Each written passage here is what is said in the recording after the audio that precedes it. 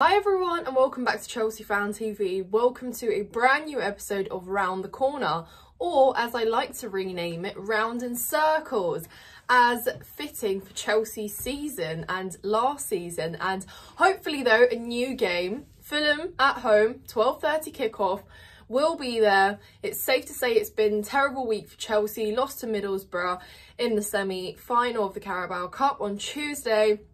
So we should have everything to play for in this game. Those players have redeeming to do.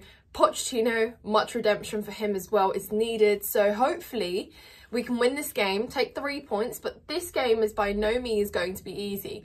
Fulham have looked good this season. We've seen that they've given a tough time, beating some top teams. Obviously, Liverpool, they had them in the semi-final as well. They scored first. They looked good from what I saw and heard. So it's not going to be easy, and they can definitely come to Stamford Bridge and cause some problems. It's a West London derby. I hope the players know that. If I need to remind them, I hopefully will, but hopefully we've got a manager that should be able to do that. So I'm expecting him to install some faith, some energy, some fresh ideas into the squad. Mentality needs to improve, so those players have a lot of redeeming to do. Anyways though, let's get straight into what I think might be a lineup that Pochettino puts out. And as much as I would love to say he will learn from his mistakes, I think I first and foremost want to start that we probably see Levi Colwill as a left back again. Why, you may ask? Well, because then that means playing either Malo Gusto out of position or playing Alfie Gilchrist as right back again, and then playing Malo Gusto as left back, potentially putting Colwill into centre back paired with maybe someone like Thiago Silva. However, that leaves our right sides very much vulnerable. As much as I like Alfie, as much as I'm impressed by what he has shown, I think a right-back role in the Premier League for him is going to be a struggle. Why? You look at Fulham, they've got a lot of threat up front as well. If they want to, they can punish us. And I just think that we will face the same problem that we do with Levi Colwill on the left-hand side as we do on the right. Will we have as much power and as much effect coming from our fullbacks as well if that's how we set up? No. And do we need that against Fulham? Yes. So again, I think we're going to be setting up wrong if that happens. I just want minimal changes of positions for the players. I know we're not spoiled for choice, but we still do have an easier option as opposed to playing like this. I don't think too much changes in midfield, but we probably will see Gallagher in the 10, and Kunku's not available yet, and I think Palmer's going to be a winger, which is why I won't put him in the 10. Enzo and Caicedo, I just think will start together in a partnership role. Again, Caicedo has been picking up form, Enzo as well. He's scored against Preston. He, you know, looked really good in my opinion against Middlesbrough, but he was the first player to come off. So again, I'd like to see him on the pitch. I'd like to see him and Caicedo really just gelling together and pushing for that partnership to prosper. So that's how I think we'll set up in midfield. Again, I think we'll need a lot of control in there. I think we'll need to be very quick in transition as well, and just be very tidy and compact.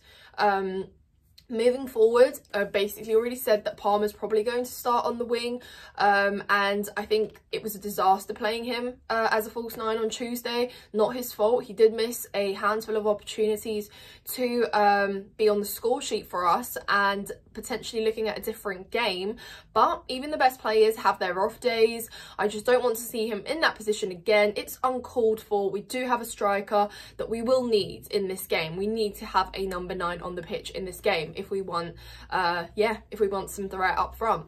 I think aerially, if you're crossing balls to Armando Broja, someone like him, you could potentially get something out of it. Without him, there's no point of crossing balls aerially. Nobody's there to meet them. We don't have enough height. We don't have enough physicality in our team, and frankly we most of the time don't have anyone in that penalty area anyway.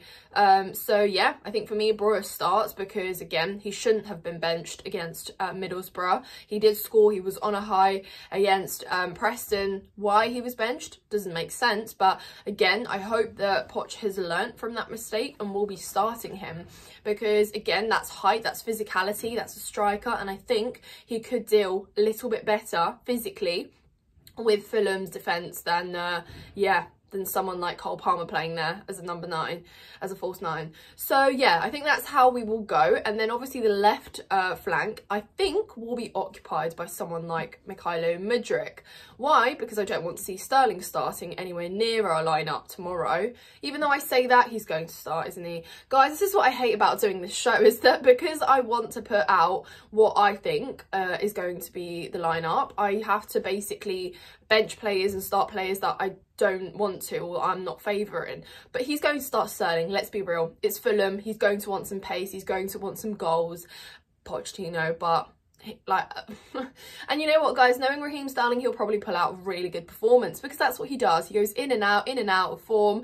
He'll put on a good display, then he'll go into hiding, he'll score a worldie of a free kick, then he'll go into hiding, he'll assist a goal, and then he'll go into, you get the gist. So, and look, I just think that Pochettino just will be starting him. He won't learn that lesson. So again, I am fighting for someone like Mykhailo Mudryk to start, someone like Noni Madueke potentially to start, but these players I don't think are going to be favoured, because we know that Gallagher and Sterling will be in the lineup whatever happens. So yeah, that's just how I think we will go. But again, at least that's more structure up front. At least that's more players playing in a natural position, as opposed to so much change that's just uncalled for. And hopefully we can get 3 points. They are so needed, guys. I can't stress that enough. If we want to look remotely serious and we want to pick up some points in the Premier League, we have to. Plus, it's a West London derby.